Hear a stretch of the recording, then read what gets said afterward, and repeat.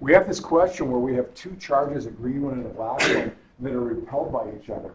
These are both positive or both negative. We don't know how much charge is on each one. Could be +5 and +20, doesn't matter. -5 and -2 doesn't matter. We know that they're like charges, so they repel each other. What do we know about the force acting on the green one compared to the force acting on the black one? Yep. They're equal and opposite. Forces always have to be equal and opposite. If A applies a force on B, B applies an equal and opposite force on object A. So, if they're equal and opposite forces, regardless of what the charges are, equal charges, not equal charges, doesn't matter. The forces are equal and opposite. What do you know about the displacement of the green one? Do we know the answer to that question? Is there a way to determine the answer to that question? Is the green one going to go to position A as a result of that equal and opposite force? Is it going to go to position B as a result of that equal and opposite force? Or is it going to go to position C as a result of that force? How many people say A? B and C. How many people said A again? A is the correct answer. It's going to go to A.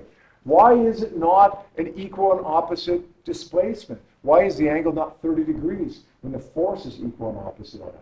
Yeah, John? Because they're not equal masses. That's right. Nobody ever said the effect of the forces is equal and opposite.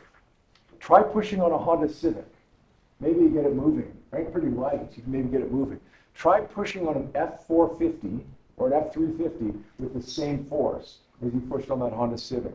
It's going to have much less of an effect on the F350 than it is on the Honda Civic. Does that make sense? Same force, less of an effect. Why does it have less of an effect? Because the F350 is heavier. The more the mass, the less of the effect.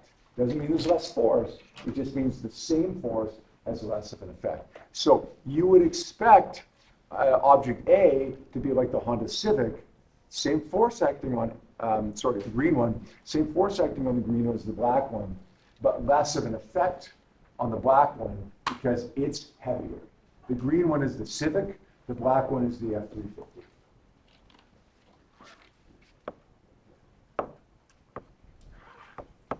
Now, what's the tension of the force on this string that holds this black 50-gram sphere?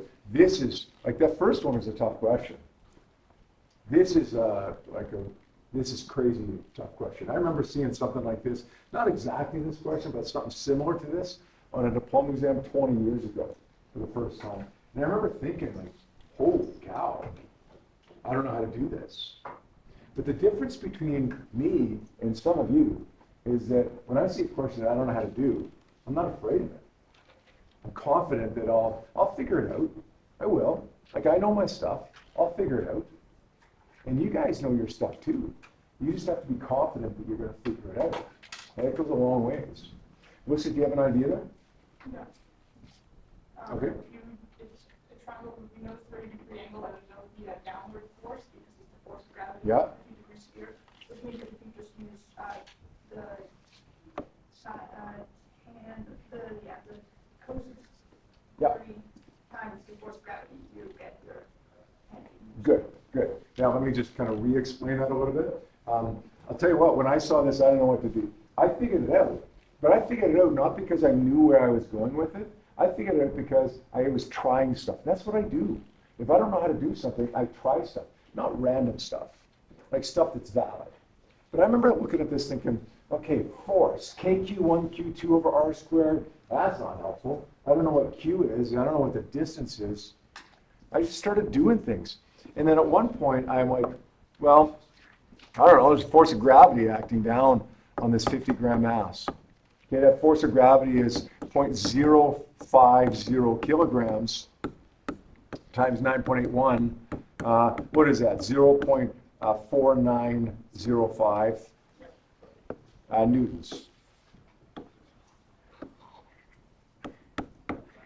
Now, I calculated that not because I knew what I was going to do with it, not because I knew it was going to lead me to the right answer. I calculated that and drew the arrow because it was all I could do.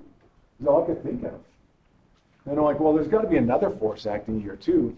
If this thing is it pushed to the right, then there's going to be a force to the right. That would be the electric force of repulsion, right? The Coulomb law force here. I don't know what that is, but I'm going to draw it to the right. That's when it occurred to me.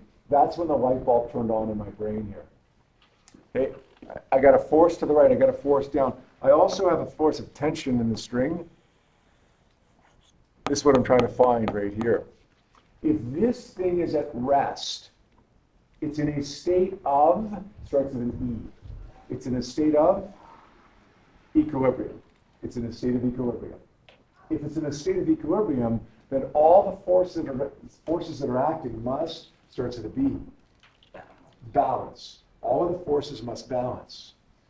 If this thing is in a state of equilibrium, then the force to the right must be balanced with a force to the left.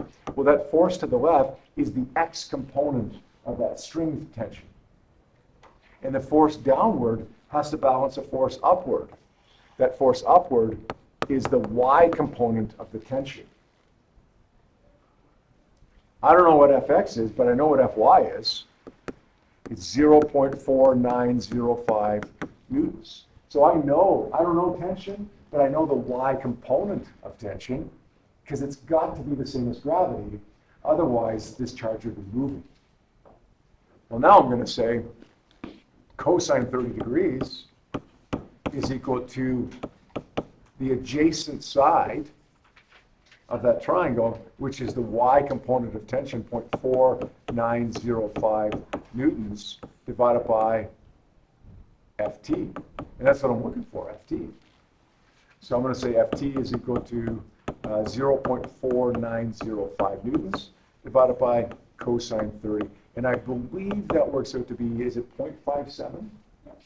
0.57 newtons. Now, we could easily modify this question a little bit and say, not what's the tension force, what's the electric force, the electrostatic force. How would we do that? How would we find Fe here? That's not what I asked you in this question, but we could find it as easily as we found this one, Xavier. It would just be the W by. Yes, yeah, exactly. If you were trying to find Fe, the electrostatic force, that's the same thing as finding the X component of the tension, right? And then we would have said tan 30 degrees is equal to the opposite side, the X component of the tension, divided by the adjacent side, which is 0.4905. And Fx would be 0.4905 times tan theta, whatever that works out.